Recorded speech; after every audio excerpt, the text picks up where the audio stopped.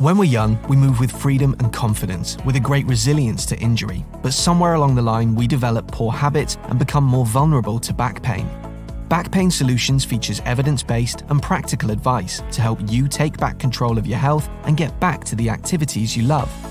This is your guide to better back health through movement. So join us as we demystify some of the commonly held beliefs about back pain and build your confidence to a stronger back the smart way. Welcome back to the Back Pain Solutions podcast, everybody. It's Jacob here today doing a solo, and I'm going to continue with the series of 4 episodes that I started out explaining and what is meant with building tolerance.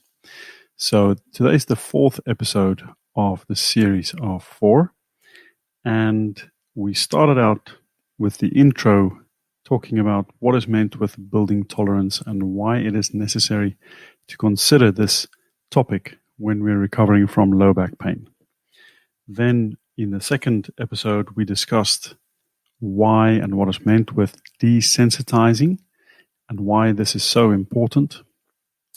And in the 3rd episode, we discussed and looked at what is meant with spinal hygiene or good movement.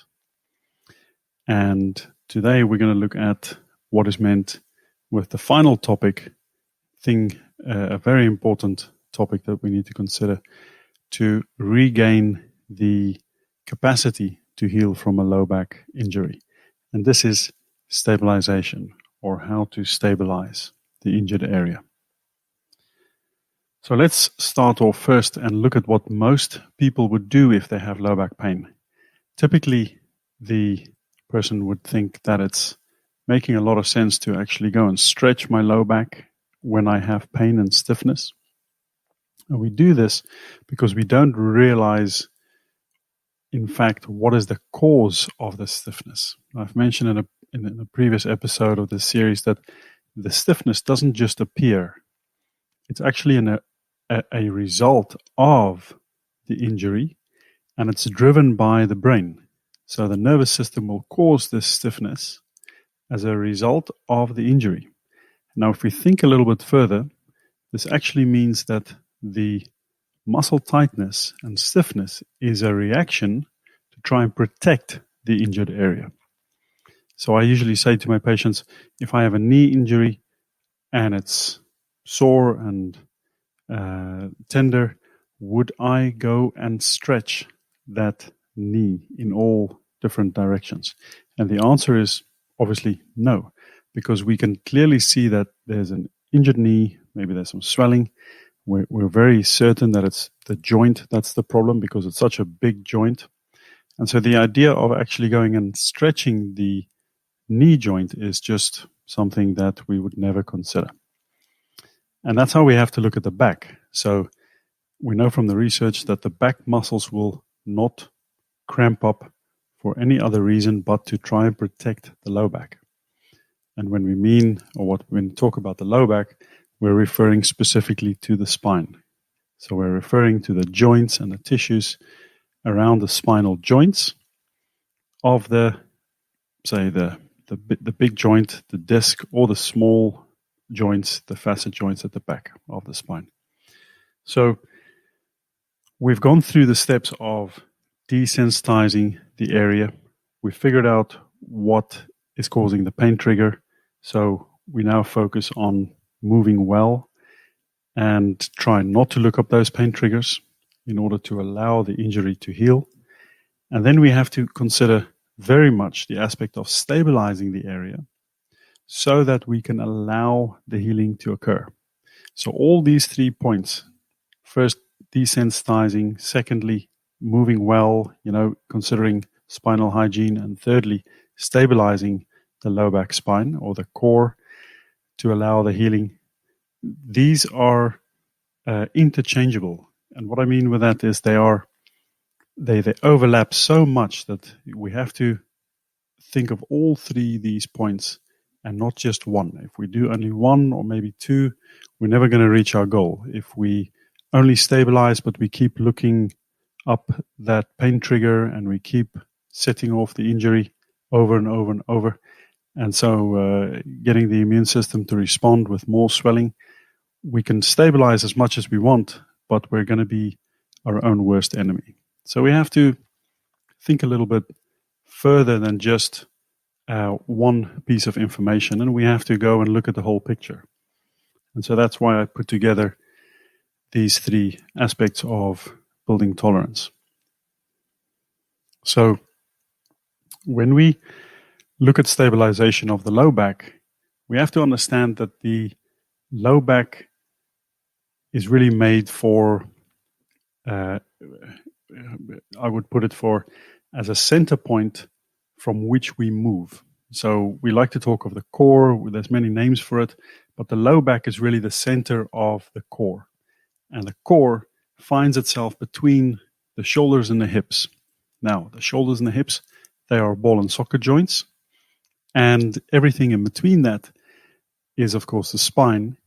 And what I'd like to refer to as a tunnel of muscle. So we have this tube running from the front to the side, to the back, to the side again, and to the front. Tube of muscle from the shoulders to the hips.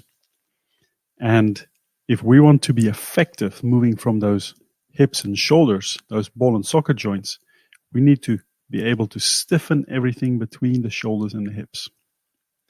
With minimal movement, we can direct the force driven from a hip or from a shoulder in terms of speed, strength, and accuracy to a much greater effect than when we have a very loose core and we try to create that same effect. So that's the whole idea of stabilization of the core of the low back. So we have to go to exercises which are going to enhance this stiffening effect between the shoulders and the hips.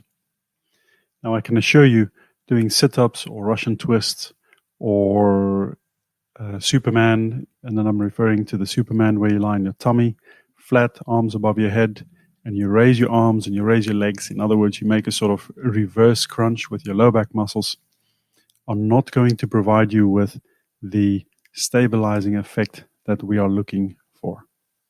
In fact, that's most likely or most definitely going to put more pressure through an injured tissue in the spine, and this is going to take you further from home. So the typical exercises we'd be looking at when we want to stabilize, like I said, is going towards stiffening everything between the shoulders and the hips. And so we want to work with the idea of anti-rotation, anti-flexion, anti-extension in the low back. In other words, when I push something, I'll be pushing from my hips and not through my spine. So I'm not going to twist or turn through my spine. I'm going to lock my shoulders on my hips, and I'm going to push off through my hip with either my glutes or my legs. And so this is the broad concept of stabilizing the core when we approach it through exercises. But if we have an injury, we need to go back and we have to start from the ground up. So we have to make the exercises very simple and basic so we get the communication between the brain and these muscles that provide us this stabilization to function well before we go towards extreme exercises where we really challenge the anti-rotation or anti-flexion, anti-extension aspect. So the best exercise I would usually refer to is the bird dog. In other words, on the hands and knees, we start off maybe only raising a hand, progressing to arm and leg, and then if we want to, we go to only leg, because we have more compression through the spine when we only raise the leg. If you don't know this exercise, you can look it up online. There's many examples of it. Or when it comes to the small nuances of how to do it correctly, I can obviously not guarantee the video that you're going to see is going to make the standard. But that's a very, very important exercise. And from this exercise, we'll build out with more plank variations, side plank variations, Sorensen hold, everything that's going to target the core on the front, on the side, and on the back without bending through the spine. In other words, we're going to challenge the stiffness between the shoulders and the hips.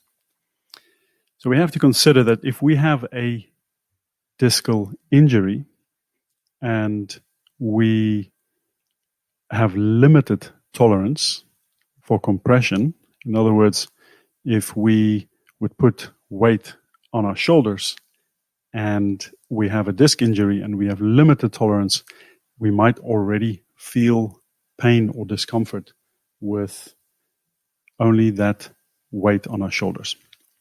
Now imagine the weight on our shoulders is pressing down towards the hips.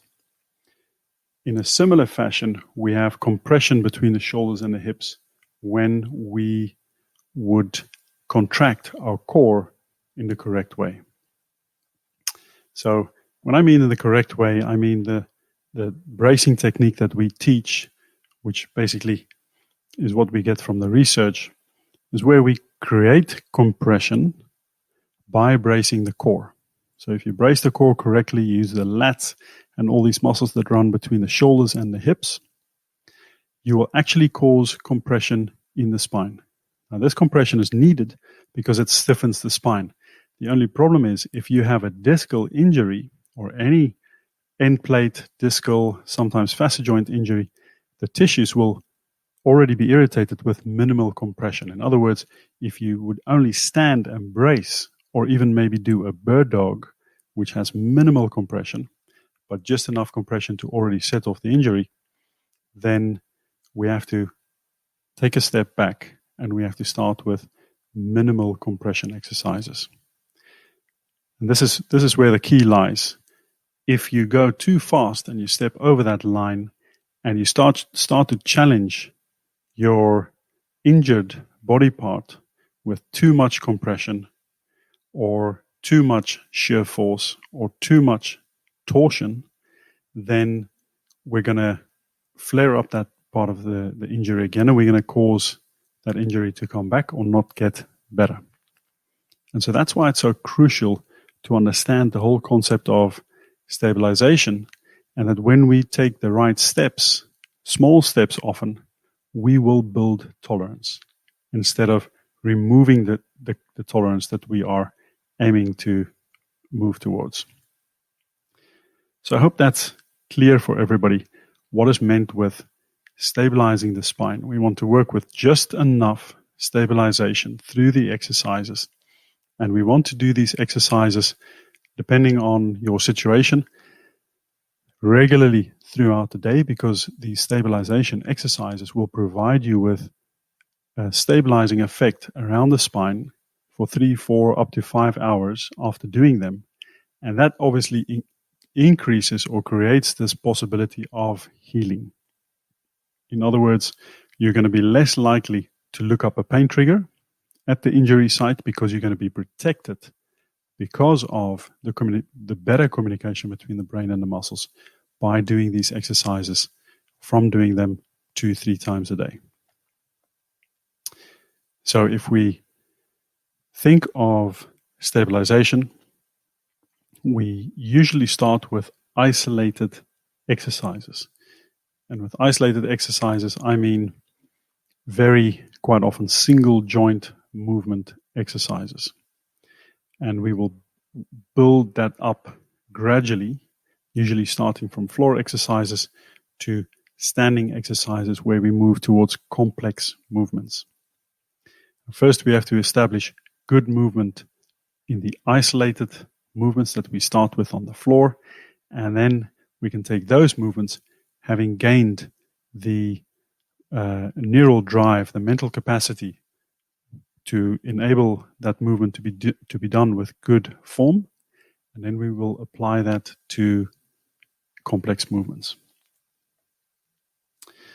And so I've just mentioned the idea of doing these exercises 2 or 3 times a day. If you have a busy schedule like a lot of us, then my suggestion is, together with the desensitizing exercises, schedule your stabilization exercises in 2 to 3 times a day in your agenda, so it's there, you can see it. It's a good idea to start off with these exercises before work. It's going to help you through the morning, maybe do it in the beginning of the afternoon, and if you have time, another time in the evening. And quite often these stabilization exercises will not take you more than 10 minutes, and if you're efficient, no longer than 5 minutes. Just a last note I want to make is that, and I may have mentioned it already, what we don't want to do, or we want to be careful with stabilization exercises the first 30 to 45 minutes in the morning when we've just woken up and we still have possible swelling around that injured area in the low back. And when we've woken up and we went from horizontal lying to vertical standing, we get a lot of pressure on the swelling.